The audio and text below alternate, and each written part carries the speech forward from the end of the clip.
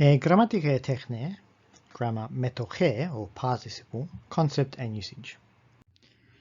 In this lesson we'll cover what is a participle, a metoche, what patterns exist for participles, and what general usages participles have in Greek.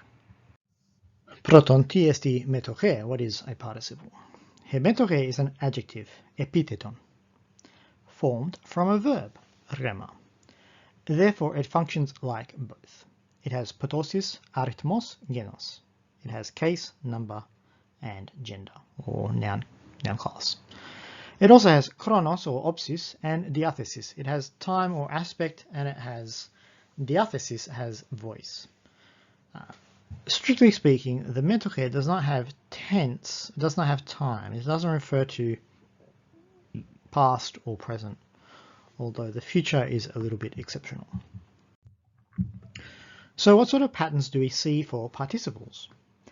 He metoche exist in ho enestos chronos, ho aoristos chronos, ke ho parakimenos chronos. We find participles in the present, the aorist, and the perfect systems. We also have forms in all voices. He metoche have energetike, mese, and mese is eta or theta. So we find an active form, a middle form, and we find the second form of the middle with an eta or a theta eta. We haven't covered all these forms yet at this point in the course, but this is an overview of what we will expect. So the same thing here. What sort of patterns do we see for participles laid out in a table? We have participles with the present system, which is imperfective aspect, and we find them in the active and the middle.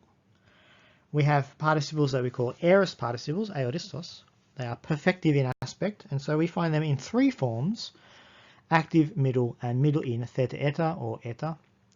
And then we find them in the perfect system, parakimenos, that is resultative or completive aspect. Here again we find only active and middle, one form of the middle.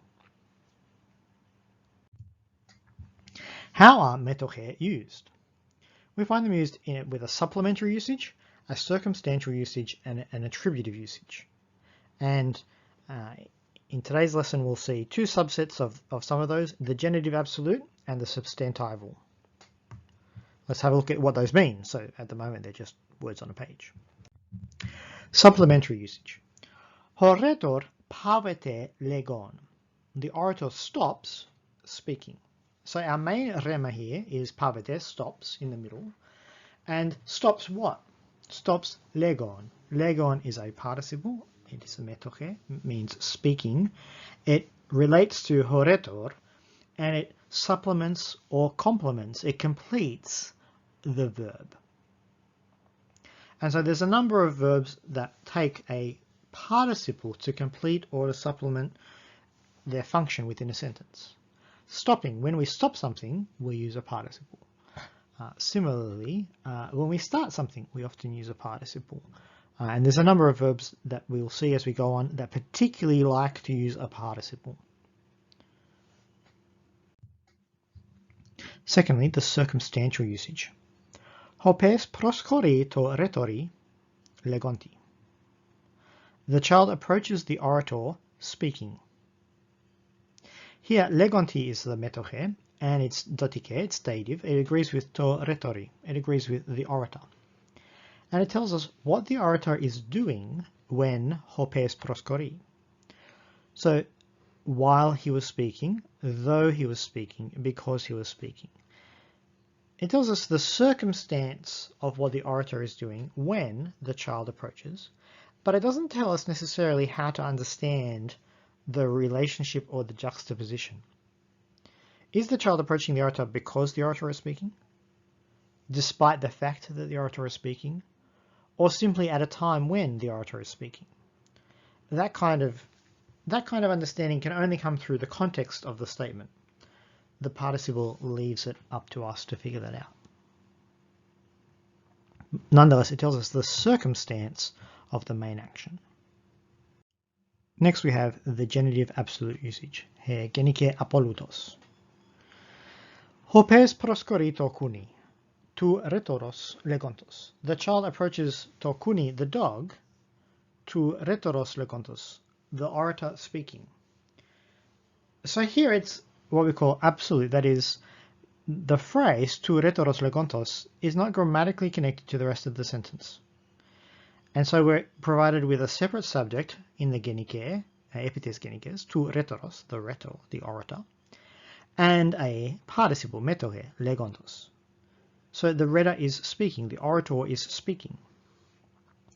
So the use of this, the onoma, the noun in the epites genikes, and then a metohe epites genikes, a noun and a participle in the genitive case, not connected to the main sentence, tells us the same kind of thing as the previous circumstantial usage, but it's with a separate subject who is not involved in the rest of the action. So again, it's while he was speaking, while the orator was speaking, though the orator was speaking, because the orator was speaking, all three possible interpretations connect us. But you might ask, well, why isn't that simply a separate sentence? The child approaches the dog, full stop. An orator was speaking. Because an orator was speaking. While the orator was speaking. Partly it's because Greek has a preference for using participles, partly because it connects it. So tu retoros legontos connects this clause with the sentence hopes proskorite okuni and tells us that the author or the speaker considers this circumstantial material that the orator is speaking relevant to hopes proskorite okuni. But they leave kind of unspecified how it is relevant. The context alone tells us. So in one sense, it's juxtaposing, placing two things together, two actions or events together, and telling us tu retoros legontos is in the background, and the main focus is hopes proskorite okuni.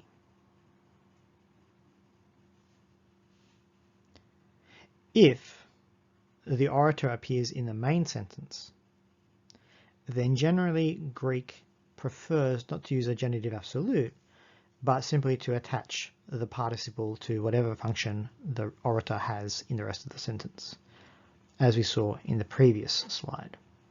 But that's not an absolute rule, even though the genitive absolute is called an absolute. It's a rule often broken in practice, and so it's best not to think of it as a rule per se. Now we move on to the attributive usage.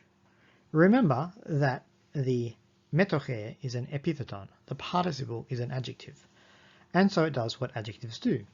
It describes. Tu legontos retoros acui hopater. The father, hopater, acui, hears, and acui takes a genike, hears tu retoros, the orator. Hears tu legontos retoros, here's the orator speaking, the speaking orator. So here the orator is described with an adjective, legontos, but the thing that's being described about the orator is what he is doing. That is providing a verbal description.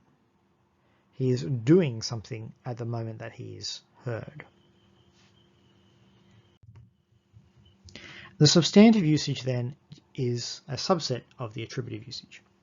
Just as adjectives modify nouns, adjectives also stand in for nouns. So too the participle can stand in for a noun. Here the very same sentence, but with retoros removed. Tu legontos acui hopater. The father hears tu legontos, the speaking one, the one that is speaking. Here the person, the tu anthropo, is identified by the very fact that they are legontos, speaking. And so no more needs to be said about who they are. That's our overview of the concept and usage of the metoche.